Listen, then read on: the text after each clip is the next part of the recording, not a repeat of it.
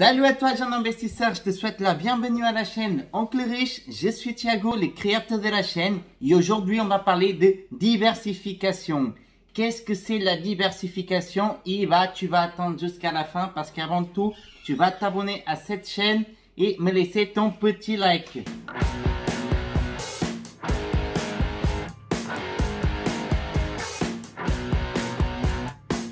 Alors, on va parler des diversifications. Et pour parler des diversifications, on va le parler en 3 niveaux. Le premier niveau, c'est le niveau intra-actif.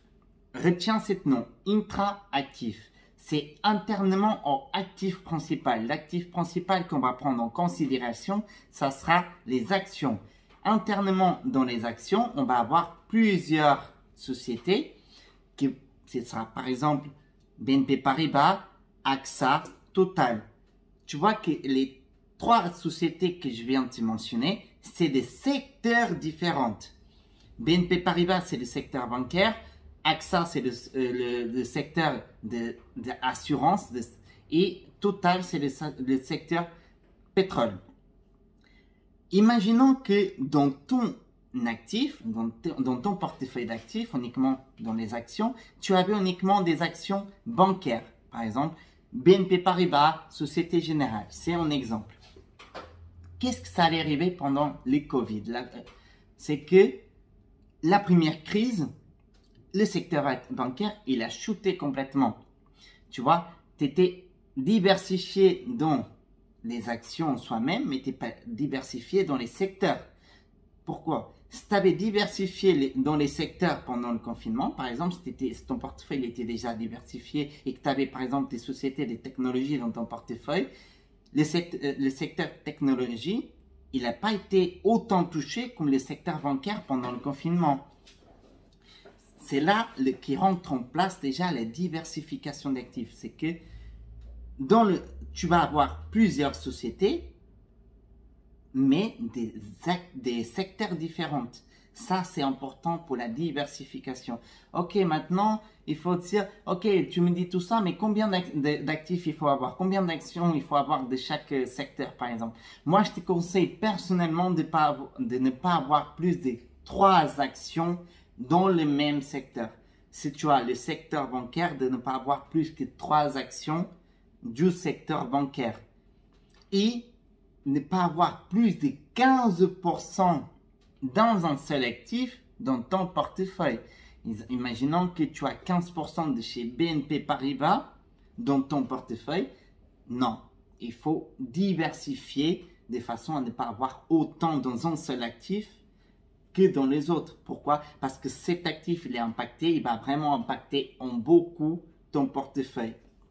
On a parlé déjà de intra-actif. Maintenant, il faut parler de 12e secteur, de 12e niveau, que ça sera des classes d'actifs différentes. Okay? Les actions, il appartient à une classe. Maintenant, il faut avoir des classes différentes, plusieurs actifs. Alors, qu'est-ce que c'est les classes différentes? Ça sera les actions, les ETF, les fonds d'investissement, par exemple, des crypto-monnaies. Tu vois, dans les mêmes classes d'actifs, tu vas diversifier internement. Si tu as des fonds d'investissement, tu auras plusieurs fonds d'investissement. Moi, je te conseille, par exemple, d'avoir 3-4 fonds d'investissement. Je te conseille des ETF, d'avoir, par exemple, 3-4 ETF.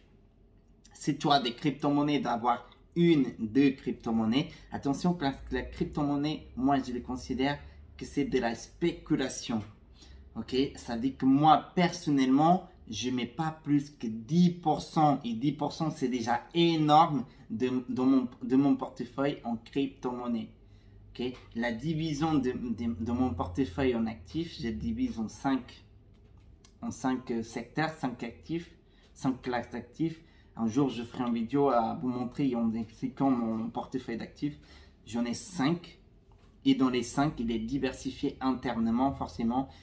Les crypto-monnaies ne prennent pas plus que 10% de cette portefeuille.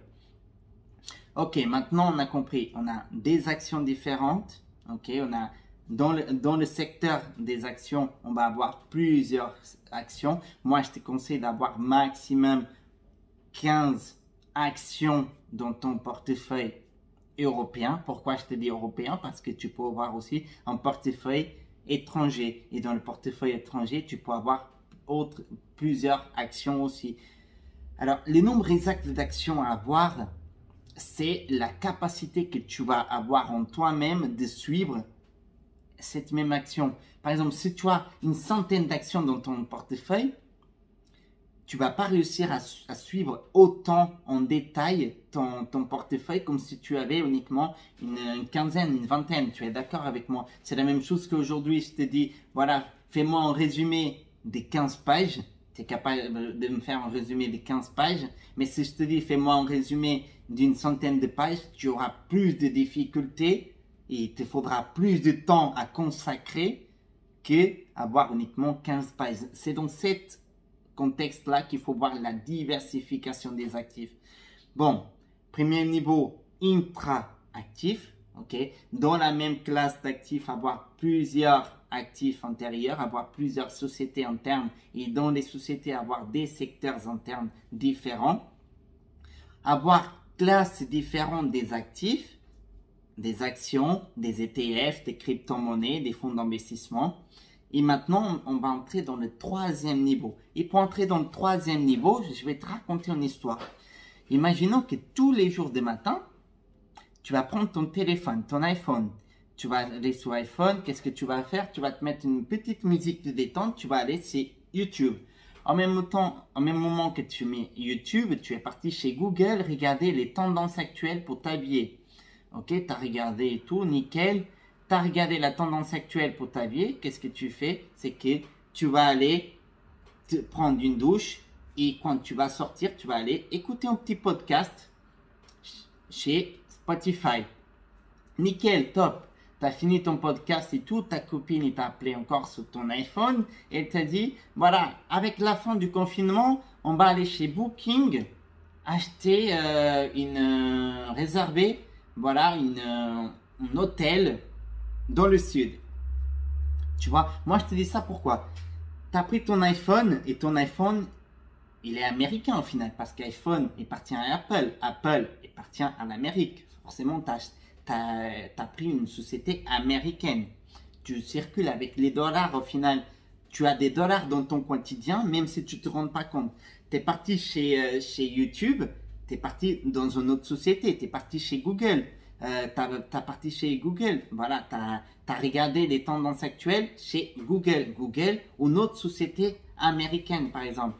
Mais il faut pas uniquement voir l'Amérique là-dedans parce que quand tu prends iPhone aussi les components, les contenus de l'iPhone, les pièces, ils viennent aussi de la Chine et de Taïwan. Tu vois, il faut tout ça pour entrer dans le troisième niveau. C'est intra-pays.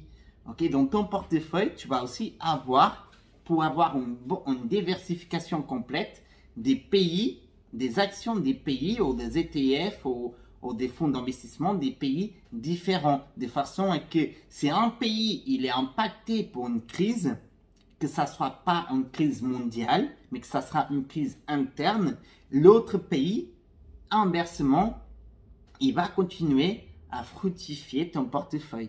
C'est là-dedans qui rentre la diversification complète, c'est que tu auras différents actifs dans ton pays, avec des classes d'actifs différents dans ton pays, et avoir des classes et des actifs différents dans les autres pays que tu veux avoir dans ton portefeuille, de façon à compléter complètement ton portefeuille boursier.